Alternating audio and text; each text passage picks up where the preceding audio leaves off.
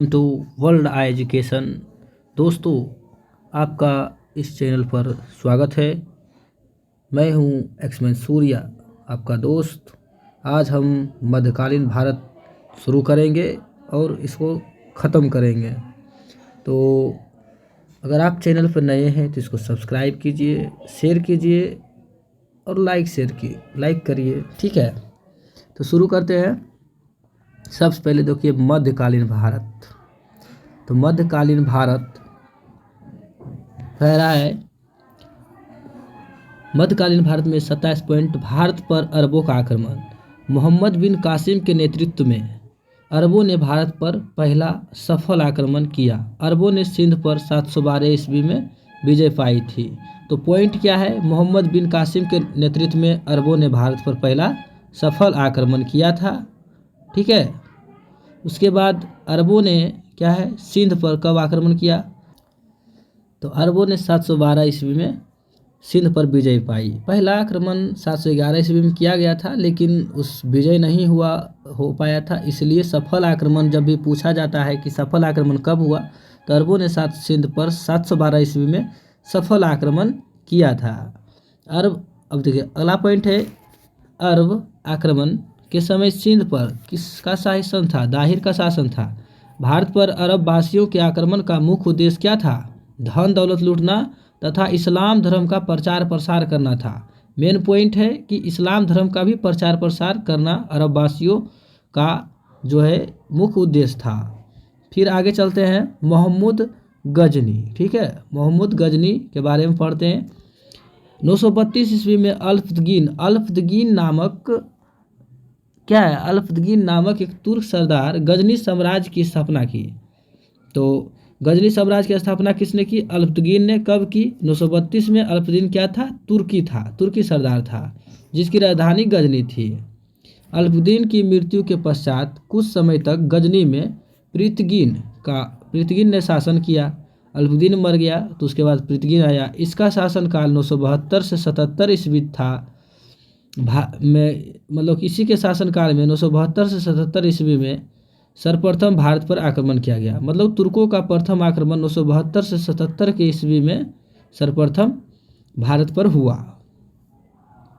फिर है प्रथम तुर्क आक्रमण के समय पंजाब में जो तुर्क आक्रमण, जिस समय देखा मंगोल अरब जिस समय आक्रमण किया था, उस समय सिंध पर दाहिर का शासन था।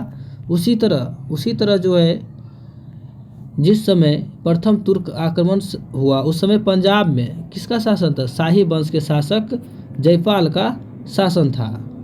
अल्फ्तगीन का गुलाम तथा दामाद, जो अल्फ्तगीन था उसका गुलाम तथा दामाद सुबुक्तगीन था, 977 ईस्वी में गजनी की गद्दी पर बैठा।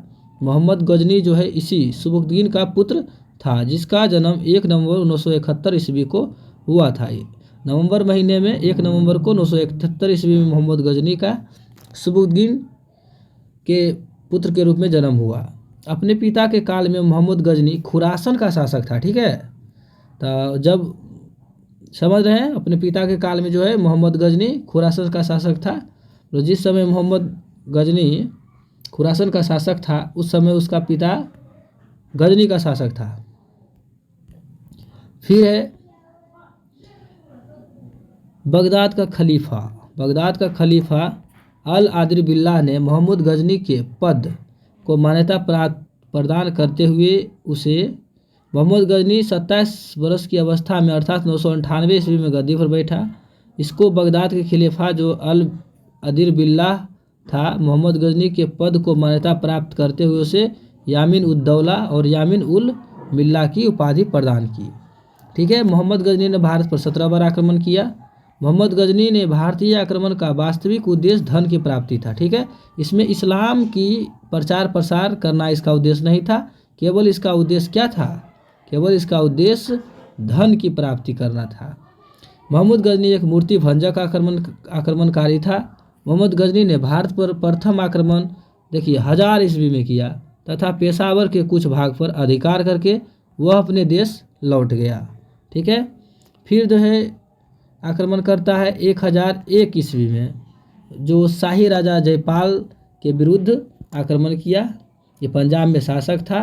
इसमें जयपाल की क्या होगी, पराजय हुई। मोहम्मद गजनी का 1008 ईस्वी में नगरकोट के विरुद्ध हमले को मूर्तिवाद के विरुद्ध पहली महत्वपूर्ण जीत बताई जाती है। तो 1008 ईस्वी में जो नगरकोट के विरुद्ध हमले की महमूद गजनी ने, इसको मूर्तिवाद के विरुद्ध पहली महत्वपूर्ण जीत बताई जाती है। महमूद गजनी ने थानेसर के चक्र स्वामीन, ठीक है, महमूद गजनी ने थानेसर के को चक्र स्वामीन की कांस्य निर्मित आदमकाद प्रतिमा को गजनी भेजकर रंगभूमि मतलब युद्ध के मैदान में रखवाया।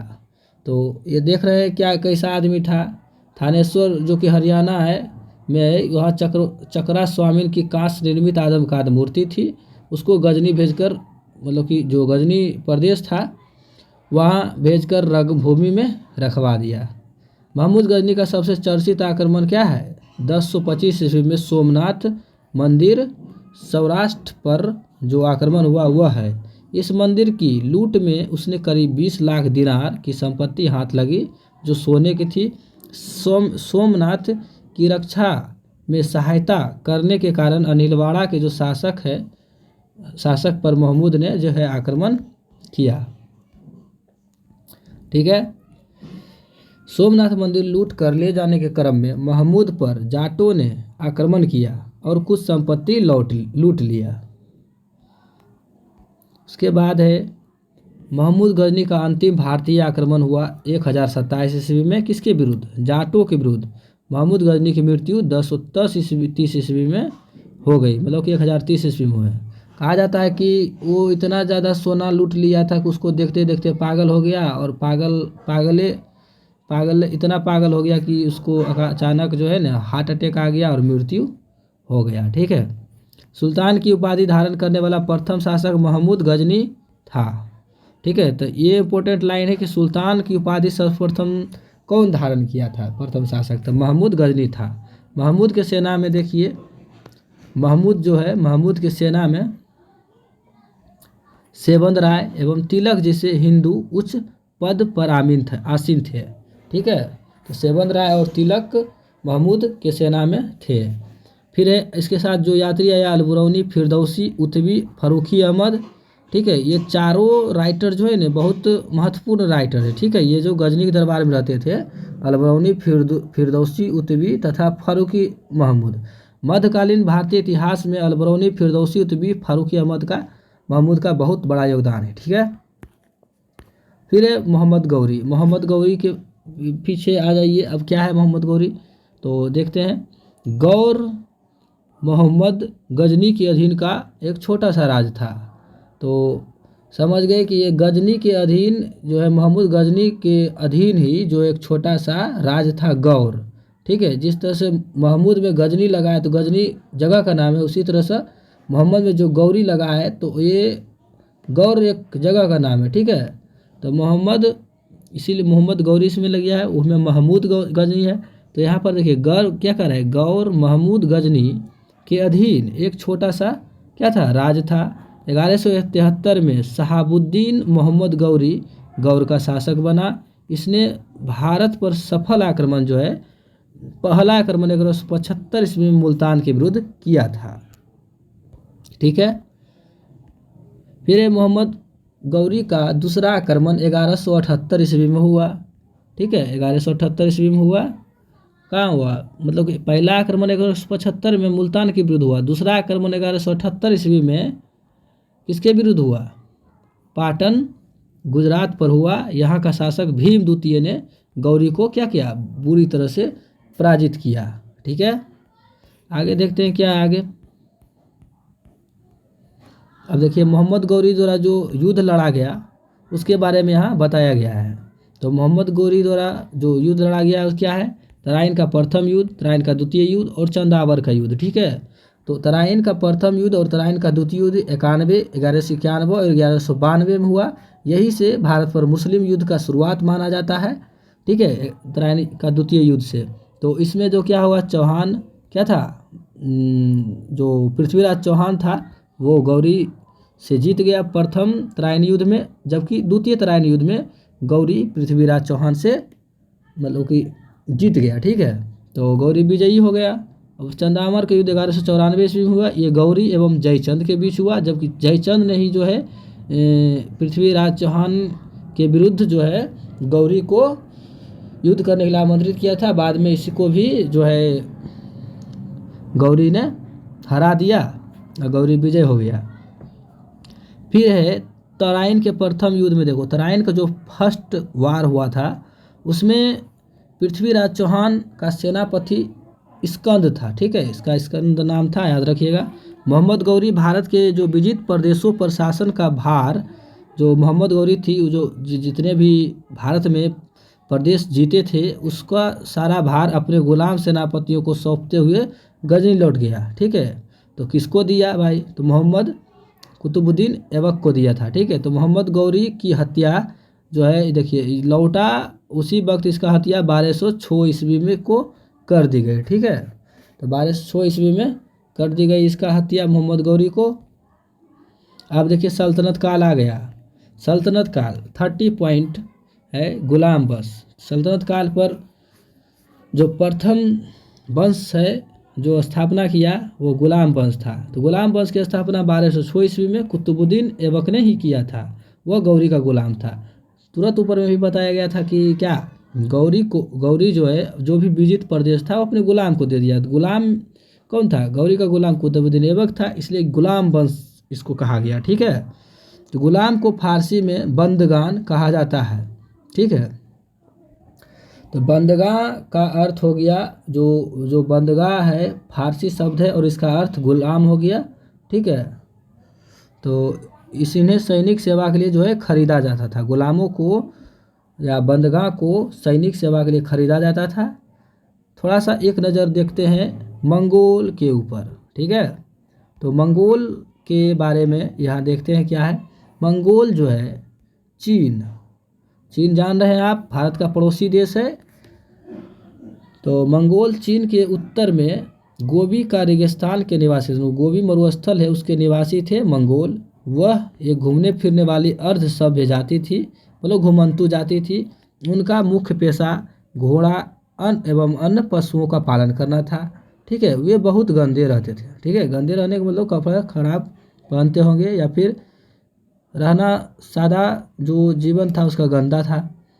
वो सभी प्रकार के मांस भी खाते थे।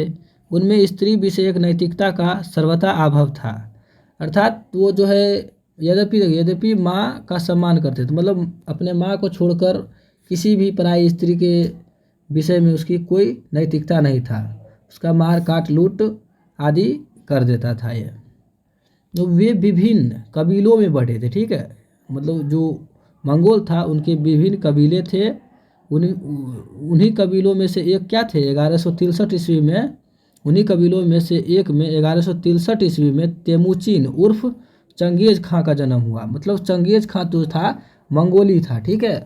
तो चंगेज खां का दूसरा नाम क्या हो गया, तेमुचिन हो गया, जिसे महान और श्रापित, मतलब चंगेजी द ग्रेट, मतलब चंगेज महान और श्रापित द एकर्स्ट दोनों पुकारा गया। इसका पिता का नाम येसुगाई क्या था, बहादुर था, ठीक है। ये प्रॉपर मंगोल के बारे में जानकारी हो गया, ठीक है। 1163 ईस्वी के समकालीन है, ठीक है। तो 1163 से 1220-30 इस तरह से 1200 तक ये समकालीन रहेगा, क्योंकि चंगेज खां का 1163 ईस्वी में जन्म ही हुआ है, ठीक है।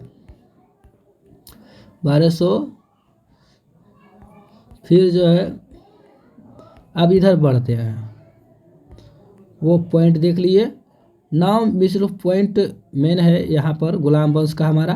तो गुलाम वंश हम देखते हैं। देखिए कह रहा है कि कुतुबुद्दीन ऐबक ने अपना राज्याभिषेक 24 जून 1206 ईस्वी को किया था, ठीक है। तो ये राज्याभिषेक कितना कब किया, 24 जून 1206 को, और 15 मार्च 1206 ईस्वी को मोहम्मद गौरी की हत्या कर दी गई थी। तो ज़्यादा समय का अंतर नहीं है, ठीक है। आगे देखते हैं। तो कुतुबुद्दीन जो है अपना राजधानी लाहौर बनाया, ठीक है, लाहौर बनाया। कुतुबुद्दीन की नींव जो है कुतुब मीनार, जो कुतुब मीनार देख रहे हैं आप, वो इसका जो मतलब कि नींव रखा वो कुतुबुद्दीन ऐबक डाली थी। फिर दिल्ली का जो कुतुब उल इस्लाम मस्जिद है, दिल्ली का कुवत उल इस्लाम मस्जिद, इसको हम देखना है। और अजमेर का 2.5 दिन का झोपड़ा, ठीक है, दिल्ली का कुवत उल इस्लाम मस्जिद, अजमेर का जो 2.5 दिन का झोपड़ा नामक मस्जिद को निर्माण ऐबक ने करवाया था। कुतुबुद्दीन ऐबक को लाख बख्श मतलब लाखों को दान देने वाला कहा जाता है। अब देखिए कुतुब मीनार ऐबक के जो कुतुब मीनार ऐबक की नींव रखी उसके बारे में दिया गया है। कुतुब मीनार के बारे में तो कुतुबुद्दीन के समय कुतुब मीनार को केवल पहली मंजिल बन सकी थी। इल्तुतमिश ने इसे 225 फीट ऊंची करवा दी और 4 मंजिल का बना दिया। फिरोज तुगलक के समय में बिजली गिरने के कारण इसकी चौथी मंजिल जो है नष्ट हो गई, जिसके कारण फिरोज ने इसमें 2 छोटी मंजिल बनवा दी। इससे क्या हो गया कि मंजिल 5 मंजिल का हो गया और ऊंचाई 9 फीट बढ़कर 234 फीट हो गया। अब है प्राचीन नालंदा विश्वविद्यालय को ध्वस्त करने वाला ऐबक का सहायक सेनानायक जो है कौन था? बख्तियार खिलजी, अर्थात कुतुबुद्दीन ऐबक का ये सेनापति था कौन? बख्तियार खिलजी। ये जो नालंदा विश्वविद्यालय का ध्वस्त किया था। ऐबक की मृत्यु 1210 ईस्वी में चौगान खेलते समय घोड़े से गिरकर हो गई। इसे लाहौर में दफनाया गया, ठीक है। तो 1210 ईस्वी में 6 में 4 साल शासन किया, 1210 में ये क्या हो गया? चौगान खेलते समय घोड़े से गिर गया और इसको मर गया। इसकी राजधानी लाहौर थी तो लाहौर में इसको दफनाया गया। अब देखिए इसका उत्तराधिकारी कौन हुआ? तो उत्तराधिकारी के लिए भी अब यहाँ से झंझट शुरू होता है, मतलब कि मेन खेल शुरू होता है यहाँ से। इसका उत्तराधिकारी आराम शाह हुआ, जिसने 8 महीनों तक मतलब कि बहुत कम दिन ही जो इसने शासन किया। मतलब आराम से आया, आराम से चला गया। इल्तुतमिश के जो महत्वपूर्ण कारण पहले देख लेते हैं। आराम शाह की हत्या करके जो इल्तुतमिश 1211 ईस्वी में दिल्ली की गद्दी पर बैठ गया, ठीक है। मतलब 8 महीने बाद इसको मार दिया इल्तुतमिश ने और गद्दी पर बैठ गया। इल्तुतमिश तुर्किस्तान का इलवरी तुर्क था, जो ऐबक का गुलाम एवं दामाद था, ठीक है। जो ऐबक का था, कुतुबुद्दीन ऐबक का गुलाम भी था और दामाद भी था। ऐबक के मृत्यु के समय वह बदायूं का गवर्नर था। तो अभी यहाँ दिया है कि इल्तुतमिश ने क्या क्या महत्वपूर्ण कार्य किए। तो इल्तुतमिश के द्वारा जो है 1 2 3 4 5 जो है यहाँ महत्वपूर्ण कार्य दिए गए हैं। जैसे कि कुतुब मीनार का जो नींव रखा कुतुबुद्दीन ऐबक, उसको निर्माण को पूर्ण करवाया। सबसे पहले जो शुद्ध अरबी सिक्के होते हैं जारी किए। शुद्ध अरबी सिक्के जैसे चांदी का टंका और तांबा का जीतल के बीच में तो है, तो इससे आप समझ सकते हैं कि त से तांबा और चांदी का टंका हो गया। और यह क्या है? शुद्ध अरबी सिक्के है। तो फिर जो है इक्ता प्रणाली चलाई। इक्ता मतलब कि सूबा, ठीक है, सूबा में बांट दिया प्रदेश को, ठीक है। अब फिर है 40 गुलाम सरदारों का संगठन बनाया। वो 40 गुलाम सरदारों का संगठन है जो तुर्कान ए चिहलगानी के नाम से जाना गया। यही 40 जो तुर्कान ए चिहलगानी का जो है असर रहता है गुलाम वंश में पूरी तरह से।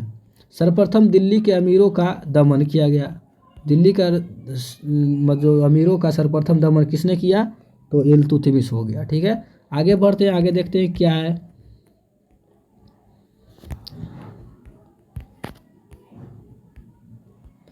फिर देखो इल्तुतमिश लाहौर से राजधानी को स्थानांतरित करके दिल्ली लाया और इसने हौज सुल्तानी का निर्माण दिल्ली ये कुहना के निकट करवाया। तो हौज सुल्तानी का निर्माण करवाया कौन? इल्तुतमिश।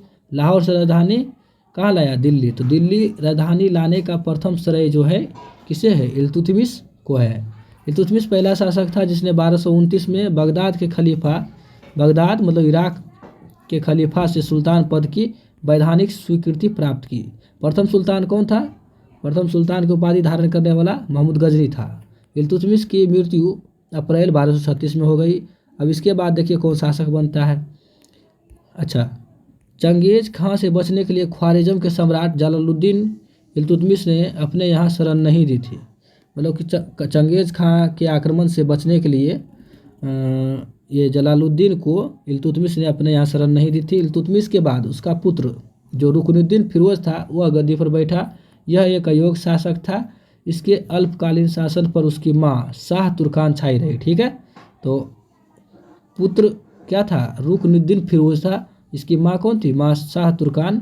तो इसको जो है शाह तुर्कान को अवांछित प्रभाव से परेशान होकर, शाह तुर्कान के अवांछित जो प्रभाव था उससे परेशान होकर तुर्की अमीरों जो चहलगानी थे ने रुकनुद्दीन को हटाकर रजिया को सिंहासन पर आसीन किया। इस प्रकार रजिया बेगम जो है प्रथम मुस्लिम महिला शासिका बनी जिसने शासन की बागडोर संभाली। फिर रजिया ने पर्दा प्रथा का त्याग कर दिया। पुरुषों की तरह चोगा, काबा एवं कुलह मतलब टोपी पहनकर राज दरबार में खुले मुंह से जाने लगी। रजिया ने मालिक जमालुद्दीन याकूत को अमीर ए आखुर मतलब घोड़े का सरदार नियुक्त किया। तो ये गैर तुर्क था और जमालुद्दीन याकूत जो था गैर तुर्क था। घोड़े बड़े पद पर इसको नियुक्त कर दिया रजिया ने। क्या, कौन सा पद था ये, क्या ये घोड़े का सरदार अर्थात अमीर ए आखुर पद था। गैर तुर्कों को सामंत बनाने के रजिया के प्रयासों से तुर्की अमीर विरुद्ध हो गए और उसे बंदी बनाकर दिल्ली की गद्दी पर किससे बैठा दिया, बहराम शाह को बैठा दिया। ठीक है, तो रजिया को भी ख़त्म कर दिया। उसके बाद बहिर आदमी आ गया बहराम शाह। ठीक है, तो क्या कर्म क्या था, पहले कुतुबुद्दीन ऐबक आया, फिर आराम शाह आया, फिर इल्तुतमिश आया, फिर रुकनुद्दीन फिरोज आया, उसके बाद बहराम शाह, फिर रजिया आया, फिर बहराम शाह आ रहा है। अब बहराम शाह को देखो कौन हटाता है। अब जो रजिया की शादी अल्तुनिया के साथ हुई, उससे शादी करने के बाद रजिया ने पुनः गद्दी प्राप्त करने का प्रयास किया लेकिन वह असफल रही। रजिया की हत्या 13 अक्टूबर 1240 ईस्वी को डाकोदरा कैथल के पास कर दी गई। बहराम शाह को बंदी बनाकर उसकी हत्या 1200 2 साल के बाद इसको भी हत्या कर दिया गया। और इसके बाद अलाउद्दीन मसूद शाह दिल्ली का शासक बना। फिर बलबन ने षड्यंत्र के द्वारा 1246 ईस्वी में अलाउद्दीन मसूद शाह को क्या किया, मार दिया और उसको पद से हटाकर नसरुद्दीन महमूद को सुल्तान बना दिया। ठीक है, तो मसूद शाह के बाद क्या आ गया, नसरुद्दीन महमूद, ये 1246 ईस्वी में आया। ठीक है, 4 साल बाद। नसरुद्दीन महमूद एक ऐसा सुल्तान था जो टोपी सीकर अपना जीवन निर्वाह करता था। ठीक है, बलबन ने अपनी पुत्री का विवाह, वो बलबन जो था अपनी पुत्री का विवाह जो है किससे कर दिया, नसरुद्दीन महमूद से कर दिया। बलबन का नाम वास्तविक जो था वो बहाउद्दीन था। ठीक है, बहाउद्दीन वह इल्तुतमिश का गुलाम था। ठीक है, तो बलबन जो है इल्तुतमिश का गुलाम था। तुर्कान ए चिहालगानी का विनाश बलबन नहीं किया था, ये इंपॉर्टेंट लाइन है। बलबन 1266 ईस्वी में गयासुद्दीन बलबन के नाम से अर्थात बलबन के नाम से जो है ये दिल्ली की गद्दी पर बैठा, लेकिन वास्तविक नाम बहाउद्दीन था। यह मंगोलों के आक्रमण से दिल्ली की रक्षा करने में सफल रहा। श्री नामक नया नगर बलबन ने ही बनाया था। ठीक है, तो बलबन जो है बनाया क्या, श्री नामक नया नगर। राज दरबार में सिजदा एवं पैबोस प्रथा की शुरुआत बलबन ने की थी, बड़ी इंपॉर्टेंट लाइन है। मतलब सिजदा एवं पैबोस की प्रथा का शुरुआत किसने की थी, तो बलबन ने की थी। बलबन ने फारसी रीति रिवाज पर आधारित नवरोज उत्सव को प्रारंभ करवाया। मतलब फारसी साल का जो पहला दिन होता था उसे नवरोज कहा जाता था और ये फारसी रीति रिवाज पर आधारित इस उत्सव को बलबन ने प्रारंभ करवाया। अपने विरोधियों के प्रति बलबन ने कठोर लौह एवं रक्त की नीति अपनाई। ये भी ये सब इम्पोर्टेंट है जितना भी आ रहा है। ठीक है, बलबन आखेट अभियान के बहाने अपनी सेना को लंबी दूरी तक कवायद कराकर दुरुस्त रखता था। ठीक है, मतलब टहलने वगैरह दौड़ाने यही सब कराता होगा आखेट के बहाने और शिकार के अभियान है। बलबन के दरबार में फारसी प्रसिद्ध कवि अमीर खुसरो और अमीर हसन थे। ठीक है, तो ये ज़रूरी याद रखना है, यहीं से अमीर खुसरो जो है शुरू होता है और 7 शासकों के बीच में ये रहता है। तो अमीर खुसरो और अमीर हसन रहते थे। गुलाम वंश का अंतिम शासक कौन था, शमसुद्दीन कैमूर्स था। इसके बाद देखिए खिलजी वंश आ गया। खिलजी वंश का स्थापना 1290 से 1320। इसका मतलब क्या हुआ, 1206 से 1290 तक किसका शासन रहा, गुलाम वंश का। उसके बाद गुल खिला तो खिलजी वंश आ गया 1290 से 1320। तो देखिए क्या कहते हैं खिलजी वंश में, खिलजी के बाद गुलाम वंश के शासन को समाप्त कर 1290 ईस्वी में फिरोज खिलजी ने खिलजी वंश की स्थापना की। खिलजी जो फिरोज खिलजी था, इसने अपना राजधानी किलो खरी बनाया। ठीक है, अब आगे बढ़ते हैं। आगे है कि जलालुद्दीन की हत्या, मतलब जलालुद्दीन फिरोज खिलजी की हत्या उसके भतीजा व दामाद अलाउद्दीन खिलजी ने कड़ा मानिकपुर में, मतलब प्रयाग, देखिए इलाहाबाद समझिए, एक तरह के इलाहाबाद का पुराना नाम प्रयाग और प्रयाग का पुराना नाम कड़ा मानिकपुर एक तरह से कह सकते हैं, कर दी। तो अलाउद्दीन खिलजी ने कड़ा मानिकपुर में किसको मार दिया? जलालुद्दीन खिलजी, मतलब कि अपने दामाद, अपने ससुर को मार दिया, अपने चाचा को मार दिया। 12 अक्टूबर 1296 ईस्वी में अलाउद्दीन दिल्ली का सुल्तान बना। ठीक है, अलाउद्दीन के बचपन का नाम अली तथा गोरा शक था। फिर अलाउद्दीन खिलजी ने सेना को नकद वेतन, अस्थाई सेना की नींव रखी। दिल्ली के शासकों, देखो नकद से वेतन और अस्थाई सेना की नींव किसने रखा? अलाउद्दीन खिलजी ने। दिल्ली के शासकों में अलाउद्दीन खिलजी ने के पास सबसे विशाल, मतलब कि अस्थाई सेना थी, सबसे बड़ा अस्थाई सेना थी। ठीक है, अब घोड़ा दागने, देखिए अब घोड़ा भी दागा रहा है।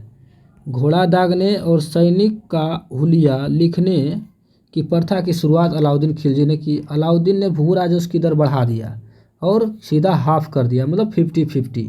अगर आप 1 कुंटल उपजाएंगे तो 50 किलो जो है मेरे को दे देना। इसने खम्स, लूट का धन में सुल्तान का हिस्सा 1/4 भाग से कितना कर दिया? 3/4 भाग। मतलब ये भी समझ लीजिए एक तरह के 75% ले रहा है। ठीक है, 1/4 भाग जो था उसको मतलब कि 3/4 भाग कर दिया। अच्छा, थोड़ा सा देख लेते हैं यहाँ पर अमीर खुसरो के बारे में क्या कह रहा है, क्या कि इसके बारे में बराबर क्वेश्चन पूछा जाता है। क्वेश्चन देखिए, क्या अमीर खुसरो का मूल नाम क्या था? मोहम्मद हसन। इसके साथ और कौन था? अमीर हसन। तो अमीर हसन के बारे में हमको नहीं बताया गया, सिर्फ अमीर खुसरो के बारे में बताया गया है। इसका ही क्वेश्चन अक्सर पूछा जाता है। इसका जन्म देखिए पटियाली, पश्चिमी उत्तर प्रदेश में बदायूं के पास 1252 ईस्वी में हुआ था। खुसरो प्रसिद्ध सूफी संत शेख निजामुद्दौला का शिष्य था। वह बलबन से लेकर मोहम्मद तुगलक, देखिए बलबन से लेकर मोहम्मद तुगलक, मतलब MBT के दिल्ली सुल्तानों के दरबार में, यह तूतीय हिंद, मतलब भारत के तोता के नाम से भी जाना जाता है। सितार एवं तबले का आविष्कार का श्रेय अमीर खुसरो को ही दिया जाता है। सितार और तबले जो देखते हैं, इसका आविष्कार किसे जाता है? अमीर खुसरो को। तो अमीर खुसरो का जन्म कहाँ हुआ? पटियाली, पटियाला याद नहीं रखना, पटियाली। ठीक है, ली, अमीर ली। तो अमीर खुसरो पटियाली में जन्म हुआ, बदायूं में पश्चिमी उत्तर प्रदेश में पड़ता है। 1252 में हुआ। इसका गुरु का नाम कौन था? निजामुद्दौला। भी 7 सुल्तानों का शासन देखा था। फिर बलबन से लेकर मोहम्मद तुगलक के दिल्ली के सुल्तानों के दरबार में रहे। इन्हें तूतीय हिंद, मतलब भारत का तोता कहा जाता है। ठीक है, और सितार और तलबे का आविष्कार खुसरो ने ही किया है। ठीक है, अब आते हैं मेन टॉपिक पर। इसने व्यापारियों में बेईमानी रोकने के लिए, कम तौलने वाले के लिए क्या किया? व्यक्ति के शरीर से मांस काटने के लिए आदेश दिया। इसने अपने शासन काल में मूल्य नियंत्रण प्रणाली को दृढ़ता से लागू किया। अर्थात मूल्य बढ़ेगा नहीं, महंगाई बढ़ेगा नहीं, लोगों को दिक्कत होगी नहीं, परेशानी नहीं होगी, सरकार के प्रति विरोध नहीं करेंगे। यही मूल्य नियंत्रित प्रणाली के एक तरह से उद्देश्य था कि मूल्य जो है फिक्स करेंगे। और देखिए ये सबसे इम्पोर्टेंट लाइन है कि शरीर का मांस काट लेने का आदेश दिया अगर कम तोलेगा तो। इससे क्या होगा कि ईमानदारी सबके अंदर आ जाता है। तो ये शासन करने का एक क्रूर तरीका था और अच्छा भी तरीका था। ठीक है, इसे खराब भी नहीं कहा जा सकता है। दक्षिण भारत की विजय के लिए अलाउद्दीन ने मालिक कफूर को भेजा। ठीक है, इसे 1000 दिनारी कहा जाता है। जमैयत खाना मस्जिद, अब देखिए मेन टॉप नगर श्रीनगर बनाया था बलबन, लेकिन श्री का किला मतलब श्री दुर्ग, 1000 खंबा महल, जमैयत खाना मस्जिद, अलाई दरवाज़ा। अलाई दरवाज़ा देख रहे हैं, अलाई दरवाज़ा, जमैयत खाना मस्जिद और श्री का किला, 1000 खंबा महल का निर्माण किसने कराया? अलाउद्दीन खिलजी ने कराया। ठीक है, अलाई दरवाज़ को इस्लामी वास्तुकला का रत्न कहा जाता है। इंपॉर्टेंट बात। ठीक है, इस्लामी वास्तुकला का रत्न किसे कहा जाता है? तो अलाई दरवाज़ा। देवी अधिकार के सिद्धांत को अलाउद्दीन ने चलाया था। अब यहाँ इसमें थोड़ा सा देख लेते हैं क्या है। देखिए, बाजार नियंत्रण प्रणाली के लिए ये जो अलाउद्दीन खिलजी थे, इसने नवीन पद बनाए थे। तो दीवान रियासत था, शहनाए मंडी था, बरीद था। बरीद का अर्थ होता है मतलब कि जो बाजार के अंदर बाजार का निरीक्षण करता है। तो यहाँ देख रहे हैं कि कौन कौन से पद है, 4 पद है, दीवान रियासत, शहनाए मंडी, बरीद और गुप्तचर। तो ठीक है, बाजार नियंत्रण के लिए ये दीवान रियासत का क्या काम था? यह व्यापारियों पर नियंत्रण रखता था। यह बाजार नियंत्रण की पूरी व्यवस्था का संचालन करता था। अर्थात समझ गए, जो व्यापारी था उस पर कंट्रोल रखता था ये, और बाजार नियंत्रण की जो पूरी व्यवस्था थी उसका संचालन कॉपरेट करता था। फिर शहनाए मंडी, प्रत्येक बाजार में बाजार का जो अधिकतम क्षेत्र था, जिसे कि अभी किसी भी बाजार का पुलिस विभाग में एसपी अधीक्षक होता है, जैसे किसी अस्पताल का अधीक्षक होता है, उसी तरह से बाजार का अधीक्षक होता था, शहनाए मंडी के नाम से जाना जाता था। फिर है बरीद। बरीद का क्या काम था भाई? बाजार के अंदर घूमकर बाजार का निरीक्षण करता था। ठीक है, यानी वो गुप्तचर, गुप्त सूचना प्राप्त करता था। तो ये 4 के मदद से ये बाजार मूल नियंत्रण प्रणाली को कंट्रोल करता था। फिर देखिए आगे बढ़ते हैं। हमने देखा था कि दैवी के अधिकार के सिद्धांत को अलाउद्दीन ने चलाया था। सिकंदर सानी की उपाधि से स्वयं को अलाउद्दीन खिलजी ने विभूषित किया, अर्थात इसे सिकंदर भी कहा जाता है, भारत का सिकंदर। अलाउद्दीन ने मालिक याकूब को दीवान ए रियासत नियुक्त किया था। ठीक है, दीवान ए रियासत के पद पर, दीवान जो रियासत था एक पद था, तो इस पर जो है किसको नियुक्त किया था? मलिक याकूब को। ठीक है, अलाउद्दीन द्वारा नियुक्त परवाना नवीस नामक अधिकारी, देखो ये जो पद है परवाना नवीस नामक अधिकारी वस्तुओं को परमिट जारी करता था। ठीक है, तो ये परवाना नवीस नामक जो अधिकारी था वो वस्तु को, कौन से वस्तु मतलब मार्केट में चलेगी, कौन से बिकेगी नहीं बिकेगी, इसके लिए जो है परवाना नवीस काम करता था, परमिट जारी करता था। ओके,